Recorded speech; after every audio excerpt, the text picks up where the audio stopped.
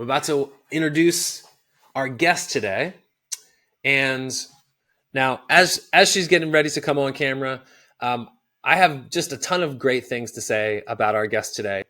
Ashley Florian has been a member of Intrapreneur Academy for almost a year or so.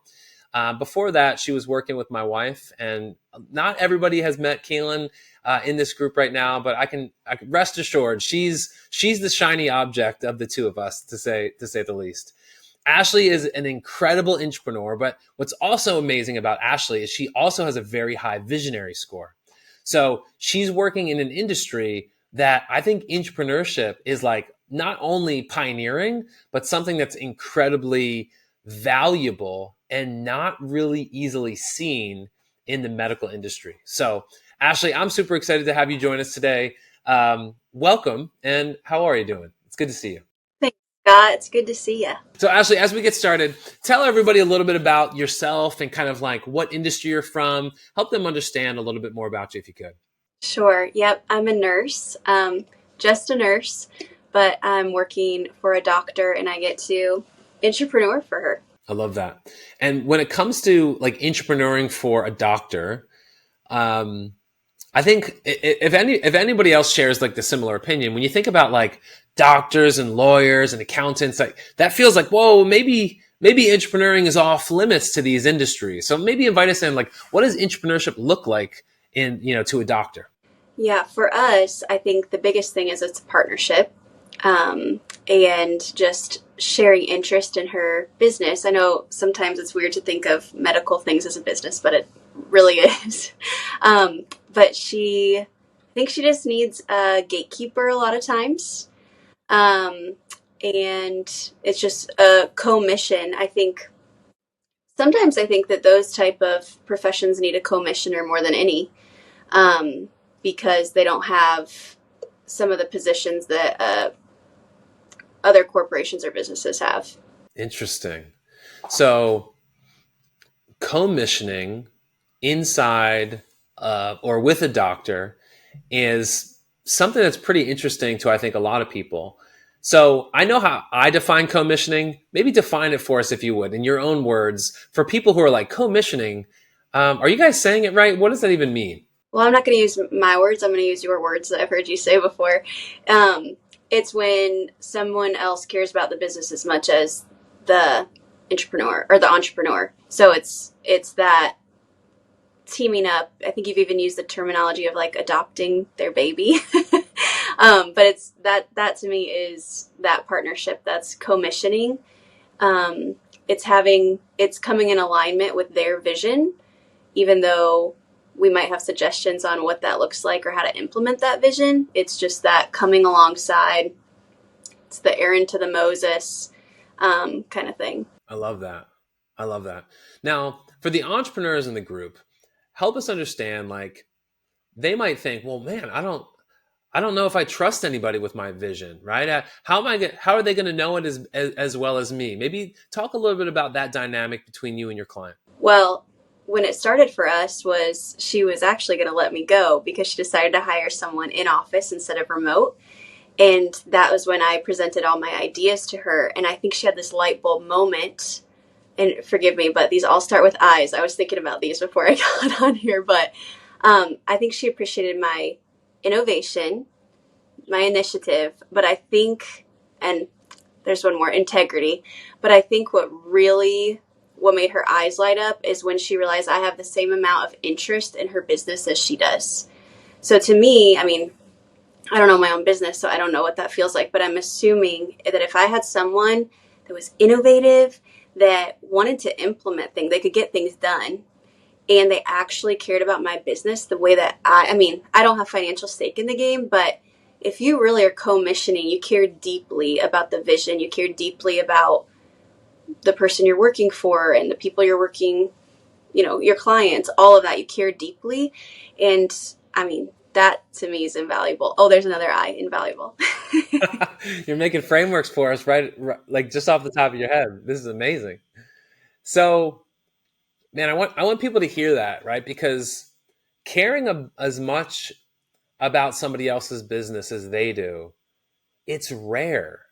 right? It's rare, but it is a common, like, it's a common piece that all entrepreneurs share.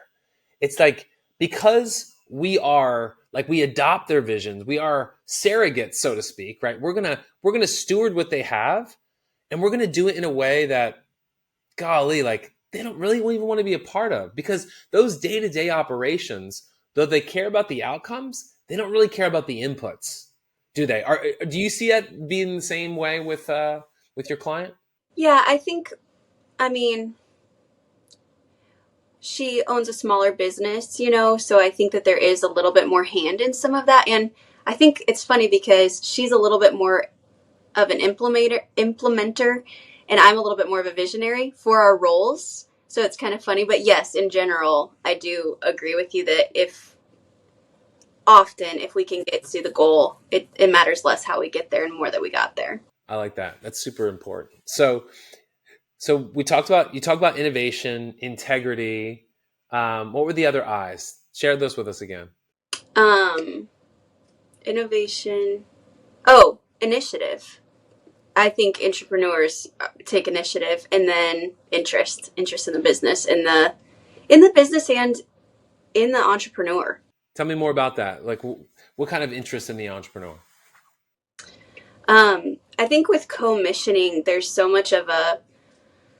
heart work with it. So you have to believe in the business to really commission with it. I mean, we can do it on paper, but to really be in it, you have to believe in it. And believing in the business is one thing, but at least the way that we've operated is I believe in her so much that I will ebb and flow with her as the business does. Because if I just like her business model or what she's currently doing, we're kind of in a box. But if I'm commissioning with her, not just the business, she can totally change the direction she's going, and I'm changing right with her. We're on the same wavelengths. That's so good, Ashley. I mean, that's scary to some people, right? But what it sounds like to you is that flow matters more than maybe anything else. Am I over dramatizing that? No, it's significant. Interesting. It's the commissioning is kind of going with the flow. Now, I'm going to try to box you in a little bit here, all right? So just a quick warning. So if you're going with the flow, man, like, what advice would you give to an entrepreneur who has to set boundaries? Because that kind of seems like things can just kind of flow right into stuff that maybe you don't want it to flow into. I think that is a very personal decision what your boundaries are. But for me, I am willing to do some things that I don't like or I'm not best at for a time. I don't want to get stuck there, but for a time, I am willing to do some gritty work or some work that I have to learn and adapt to be effective in. But if the entire vision's going somewhere different, I think that two things. One, that might signal to me that the partnership isn't a partnership. It's one person latching on to the other. Or two, it's just it might just be growth. It might just be an area to grow in of learning about yourself. Are you willing to go in that direction, or how committed are you to this person? Wow. Man, that's so good. And I want people to kind of feel that, because we haven't done too much inner entrepreneur work or like videos too much. And I think when I first started, it was like, well, it might scare people away, or they're not really going to understand, or people don't really want that. They need that, but they don't want that, right? But when we put the emphasis on going into the flow and really being that partner with the entrepreneur, all of a sudden, all these things are like completely in bounds. It's caring about their own, the time they get to spend with their own family. So not only are you setting boundaries and expectations and having that personal experience so that flow doesn't overflow into your family time or into your personal time, it also matters for them, right? Because it's like, because we're complementary, because we complement what they're doing, and we're essentially, like, as an entrepreneur grows and builds their business, we're kind of taking half, maybe more, off of their plate so they can elevate to all the other things that they're great at, right? So we shouldn't have to, like, we are a multiplier, but we shouldn't have to necessarily like multiply in all these other areas of their life so that they're overwhelmed and then they burn out. Because my thesis is like, man, if every entrepreneur could have an intrapreneur to partner with them, how many more amazing ideas, problems, missions, like movements, ministries could be launched and sustained as a result of their vision kind of just dying out because they burn out, right? Mhm. What are your thoughts about that? Like, do you see that to be? Do you see your role to be kind of like time leverage, rest giving, life giving to your client? Yes, there are times when my role helps free her up to, like you said, do these better things or bigger things or just let her be creative. But then there's other times where I get to give her home time leverage. Or I think with entrepreneurship for me, it's also meant some culture directing and things like that, you know, with our clients, but also just within our office. And so I think that even just preserving, protecting, and enabling some of that culture to seep through. Um, but I think that that trust relationship is what really propels the rest of that commissioning. The inner entrepreneur is like everything to me, because once you know who you are, you know what you can bring to the table, and once you have that trust and that open communication, it's like the sky is the limit. We can work on how we get things done all day, but once we know that, we're there. We've arrived. Man, I love that so much. That's so good. So, Ashley, as we come to a close, if maybe speak to the people who maybe are new to Intrapreneur Academy or are not quite sure, like they hear this title and they think they're just making up a word. Like, what does this even mean? Like, so maybe speak to the entrepreneurs, and then on the other side, help the entrepreneurs who are in here understand like why an entrepreneur might be a good idea for their journey, their business, whatever size they're at.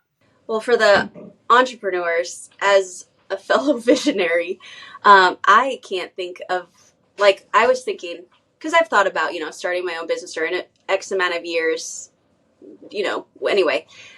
My first thing after I got my husband on board, my second thing would be finding an entrepreneur.